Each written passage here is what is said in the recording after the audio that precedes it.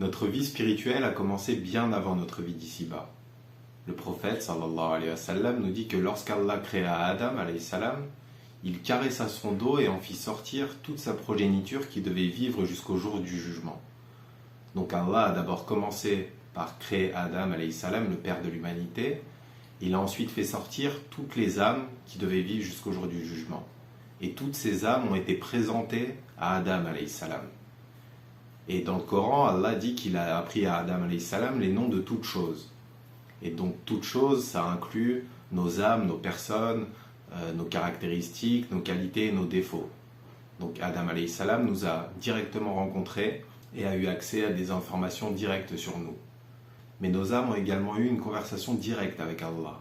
Allah dit dans le Coran, « Et quand ton Seigneur tira des reins d'Adam sa descendance, et qu'il les fit témoigner sur eux-mêmes, il demanda à toutes les âmes, ne suis-je pas votre Seigneur ? Et toutes les âmes, tous les êtres humains ont répondu, si nous en témoignons. Donc chaque être humain, tous les êtres humains qui ont vécu, qui vivent et qui vivront jusqu'au jour du jugement, ont témoigné devant Allah directement qu'il était leur Seigneur. Et ensuite, nos âmes ont été descendues par les anges dans le ventre de nos mères et on commence cette vie d'ici-bas, cette demeure de test qui déterminera la destination finale de nos âmes, le paradis ou l'enfer. Et quand on arrive dans cette vie d'ici-bas, on ne se souvient pas de cette conversation qu'on a eue avec Allah. Ou en tout cas, notre cerveau, notre ego, notre personnalité ne se souvient pas d'avoir eu cette conversation. Personne n'a de souvenir de ça. Mais il y a quelque chose en nous, cette âme justement, qui se souvient qu'elle était en présence d'Allah. Et ça explique pourquoi quand on se reconnecte à Allah, quand on se reconnecte à sa parole, quand on se reconnecte à la prière, on ressent un apaisement de l'âme, une relaxation et un bien-être. C'est que notre âme qui est faite de lumière a besoin de se reconnecter à la lumière d'Allah pour se nourrir. Elle a besoin de se reconnecter à la source, de se reconnecter à ce qui précède ce monde, à ce qui dépasse ce monde pour être apaisée.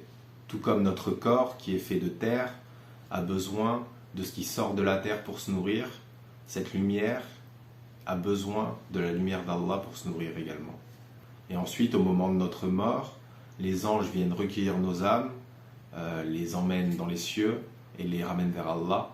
Et au jour du jugement, il y aura une scène, la scène du pont, où on devra tous traverser un long pont pour entrer au paradis. Et pour traverser ce pont, on aura tous besoin de lumière. Et on aura deux sources de lumière. Allah dit dans le Coran, « Le jour où tu verras les croyants, leur lumière courant devant eux et à leur droite. » Donc on aura deux sources de lumière, une courant devant nous et une de notre droite. Donc la lumière courant devant nous, elle émane du cœur et elle symbolise la foi. Et la lumière qui émane de notre main droite, elle symbolise les bonnes actions. Et le prophète sallallahu alayhi wa sallam nous dit que certains auront une lumière qui ira d'une ville à l'autre, et donc ils n'auront aucun problème à passer ce pont et à entrer au paradis. Et d'autres auront moins de lumière, d'autres n'auront pas du tout de lumière et seront incapables de traverser ce pont et finiront en enfer. Et Allah finit par s'adresser à l'âme qui a réussi et lui dit « Ô toi, âme apaisée, retourne vers ton Seigneur, satisfaite et agréée.